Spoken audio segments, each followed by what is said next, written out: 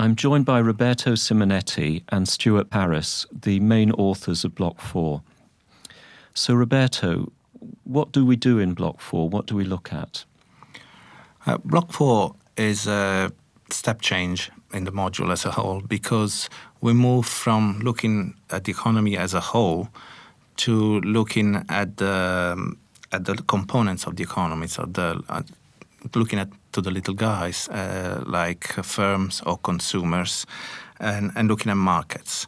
So we move from the macro economy to the micro economy. We use a magnifying glass to look at the components and what goes on inside the aggregates that we saw in the previous blocks. In Block 1, we saw that modern economies, one of the main features of modern economies is that there is high economic growth. And in general, apart from moments of recessions and so on. But in the long run, you can see that there has been an increase in productivity, there are more goods and services available, and the economies have grown very fast. In Blocks 2, firms appeared and the supply side of the economy appeared, but it was more to satisfy the aggregate demand. In Block 3, there was initially an emphasis on inflation and unemployment. We saw towards the end, we started moving towards the analysis of productivity, of what government could do, what the impact was, but still from a macroeconomic point of view. In order to look at the supply side and how productivity increases and how long-term well-being increases, that we have to look at the details. We have to look at how markets work. We have to look at the actors that play in this environment, that is especially firms. So firms are the main producers in the economy, private firms, and they compete in markets, and they try to maximize profits. But in doing so, they really push the supply side of the economy and create the wealth that we are enjoying. Why do we need to look at things from the bottom up? What's the benefit of doing that? Students have been looking at the macro economic environment, and they've been thinking about how things work in aggregate, looking at firms as a group. But we really need to get under the skin of that model and look at the different types of firms, look at the different types of goods and services that are being produced. If you want to manage the economy, you can manage it at a macro level and understand what's going on at an aggregate level, but you also need to look at a detail and see what's happening in individual markets and seeing which markets are performing well, which markets are meeting the demands of consumers. So that's one reason why we start looking at the micro level type analysis. Let's explore some of the key questions that you ask in Block 4. How do firms manage costs? In Block 4, we start looking at costs for firms. And one of the things we look at the beginning of the block is the rise of China and the impact it's had on international competition. And we look at Italy and Germany in this block and comparing how these two large European economies have fared in the face of international competition from China. So, for instance, we look at Germany, which is a country that's known to have a strong engineering base, and Germany's been able to export a lot of goods to China during the last few years, and part of the reason for that has been they've been able to supply machine tools and equipment that's used by firms operating in China to produce goods. And then we contrast that with textile firms in Italy, and we look at textile companies in Italy that have been struggling to really match the competition from China. They've been struggling because labour in China is cheaper, and they're able to manufacture cheaper textiles because of this cheaper labour in China. So part of what we do in this block is start to look at production in the firm. We start looking at costs. And one of the main costs of a firm is the labour cost. And obviously, if a firm can reduce the labour cost, then that means that they're going to save costs overall and increase potentially their profits. But not all firms approach labour in that way. Not all firms look at costs in that way. Some firms are trying to think about productivity. They're trying to use their existing labour more productively. So another way they can reduce costs is to increase productivity. And so a cost-conscious firm can think about how efficiently they're using their resources, how efficiently they're using their inputs into their business, and try and do that more productively. So the key here is competition. How do firms compete? Yes, competition is essential for productivity growth and for increasing the efficiency of the economy. The block will look at different models of competition. There is one very important model that we introduced called the model of perfect competition, which, as the term suggests, is an ideal, really, model. Although there are some markets that come close to the way it works. And it's a model that is very important because it is possible to demonstrate, actually mathematically, that if all markets are competitive, perfectly competitive, then the economy will produce, the markets will give the best possible results for consumers, for all of us, really. And therefore the well-being of the population will be as best as it can.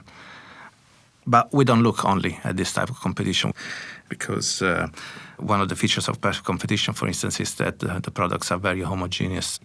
So it's difficult to differentiate between them. And the firms are very small, or the buyers are very small. And we know from everyday life that that's not the case in all the markets.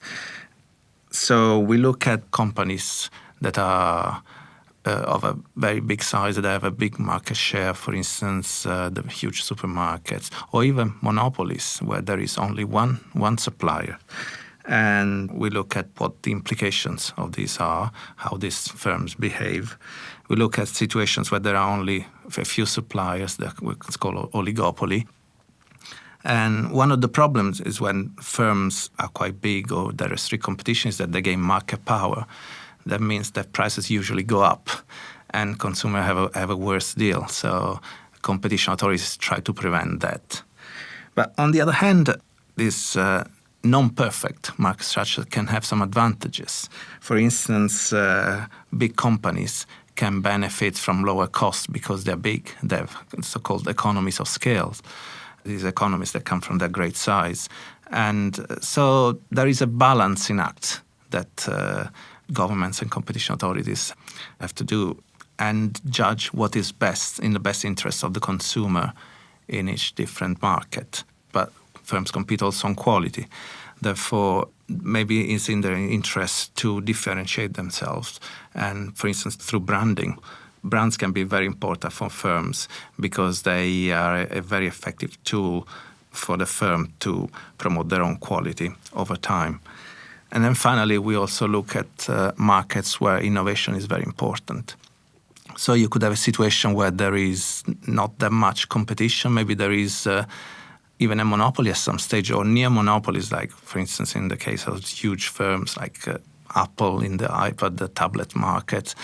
But you really can't say that it's a bad market because there is a lot of innovation, there is increases in productivity, there is more choice for the consumer. So there is a balancing act also between restriction of competitions and advances in technology.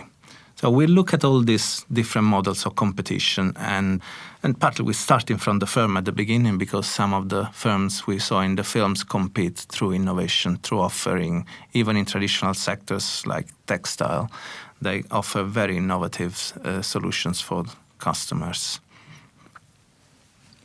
So really what we're doing in this block is learning how markets operate.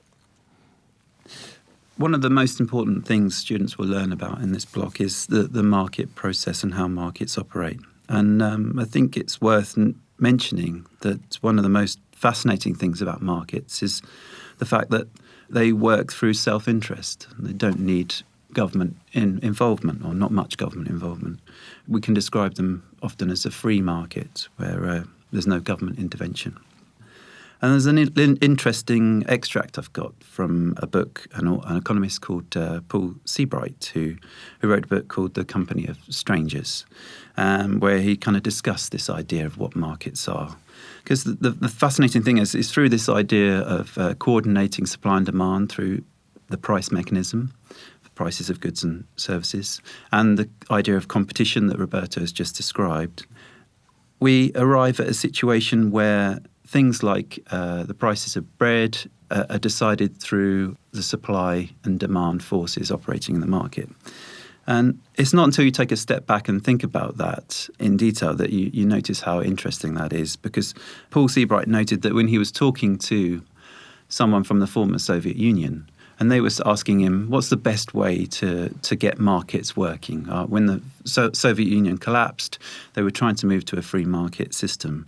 And he was talking to an official, and they were trying to understand the best way to run a market for bread. And his question was, who is in charge of the supply of bread to the population of London? A very strange question.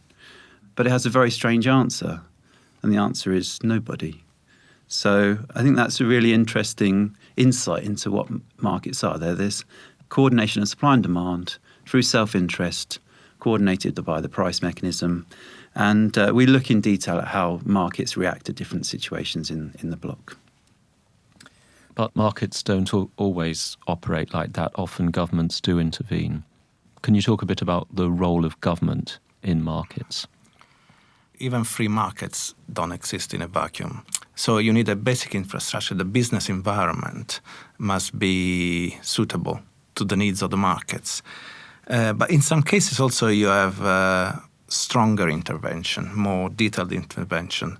Sometimes there are societal needs that are overriding what markets can offer. You need a law, basic law, and enforcement. The judiciary system must work efficiently. One interesting thing about the role of governments is when you have the monopoly case, people are looking at companies like Apple and Google and Amazon and questioning whether they're too big, whether they have a too big a share of the market, and whether they're too powerful, whether they restrict competition by not allowing other companies into their area. And there, the interesting thing is that if we look back, say, 10, 12 years, there was a big discussion about Microsoft. Was Microsoft using too much market power? Was there a role for governments to act there and stop Microsoft from using their market share? And 10 years on, of course, it's moved, and Microsoft now don't have such a big share of the kind of computer market. Other companies have come in. And so you can have quite a dynamic view of markets. It's kind of called an Austrian view, and we talk about that in the block too.